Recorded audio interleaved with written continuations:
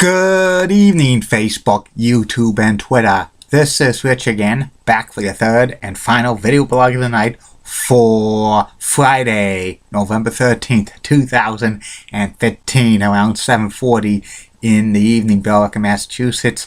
Sun went down, was a windy day today, reached the 60s, but then it got some showers and stuff. Tomorrow's going to be a very cold day, only in the 40s and stuff, with a lot of wind. But next week, back to warmer weather, maybe Indian summer by Thursday or Friday. Some news to report. A very, very sad situation happened tonight in Paris, France. Words cannot describe what happened and stuff. It's sad, scary. It's awful and stuff. At least 100 people lost their lives tonight in Paris, France. It's just awful and stuff. And the death toll's going to rise because I've heard reports of at least more than 100 and stuff. It's awful and stuff. These situations make the world unsafe, and they're sick and scary. And it's most likely this is part of like a terrorist group responsible for this. Don't know for sure, but most likely it sounds like it's a work of a terrorist group. This stuff needs to be stopped. They need to get rid of these terrorists. Just kill them. Just bomb them. That's all I have to say about that. One other news bit. The Toronto Blue Jays signed pitcher Marco Estrada to a 2-year contract worth $26 million. And that's about it on the news. My third and final video blog subject of the night is my personality profile. Tonight's personality profile is the late great former Major League Baseball outfielder Roger Maris. Roger is famous for hitting 61 home runs in 1961, which is the single season record for most home runs in a season, but it's been since broken 2 times. First in 1998 by Mark McGwire, in 2001 by Barry Bonds, but both of them were suspiciously used by PEDs. So all intents and purposes, Roger Maris is the single season home run king legitimate. He did not use PEDs at all. Roger played the majority of his career with the New York Yankees. Roger was born in Minnesota and he grew up in North Dakota. His real name was Roger Eugene Maras. It was spelled Maras.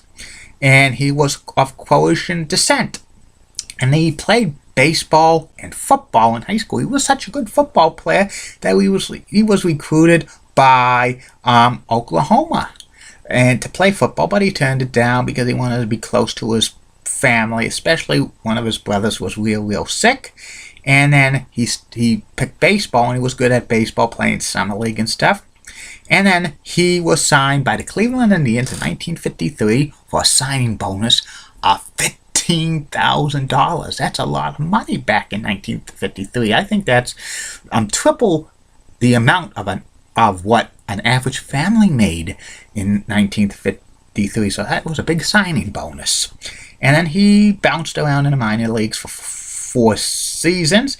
He made his debut in 1957, April 16th, 1957, with the Cleveland Indians. He played a couple of years with the Cleveland Indians and Kansas City A's, but he wasn't that great. He was just an average outfielder. But then when he got traded to the New York Yankees, and that's when he spent his bulk of his big league seasons and stuff. He won back-to-back MVPs in 1960 and 1961. 1961 was probably the best year of his career and stuff. And he was in a home run race with Mickey Mantle, his teammate for the New York Yankees. They were nicknamed the M&M Boys. A lot of people revered Mickey Mantle in New York because he was probably the best baseball player on the planet at that time. Everybody adored Mickey Mantle because he was a hero and stuff.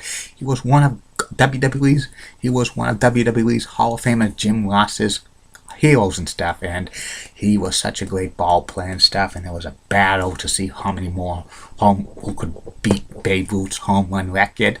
Mickey got up to 54, but he was sidelined for the rest of the season. But the commissioner at Major League Baseball at the time, Ford Frick, said that that the home run record needed to be broke by one in game by game 154, because this is when they expanded. 1961 was the year they expanded the schedules to 162 in the American League. He says if the home run record was broken from games 155 through 162, there would be an asterisk to it. And Roger Maris hit 61 home runs in the final game of his season and stuff, breaking Babe Ruth's record. And everybody in the Yankee Stadium was going wild when he broke the record and stuff. And Phil Russell said, "Holy cow," and stuff like that. But in the record books, Roger Maris's home run record had an asterisk on it for 30 years. That's not good. And after 1961, Roger Maris has kind of slipped into, an average player and stuff. He spent his final few years with the St. Louis Cardinals, retiring in 1968. And he had 6 20 home run seasons. 7 times he was an All-Star. 3 seasons he had 100 RBIs. 1 season he scored 100 runs. 2 times he had 20 or more doubles in a season. He never hit 300 at all during his career in a season, and he one time won a Gold Glove, and he won back-to-back MVP awards. His career stats were 260, 275 home runs, 850 RBIs, 826 runs scored, and 1,325 hits. After he retired, he owned a beer distribution in Florida, and then he coached baseball in Florida when he was on the ballot for the first time for the Baseball Hall of Fame. 1964, he got limited support, and he stuck around the ballot for 15 years and stuff, but he never got near the 75% of the vote.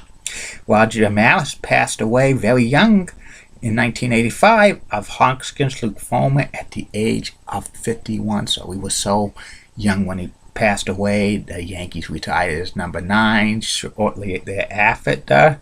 And in 1991, Commissioner Fay Vincent of baseball at the time removed the asterisks from the record books. So Roger Maris was legitimately the home run king of all time for a single season and stuff. And he still is to this day legitimately, because he did not use PEDs and stuff. Roger Maris never got into the Hall of Fame and stuff.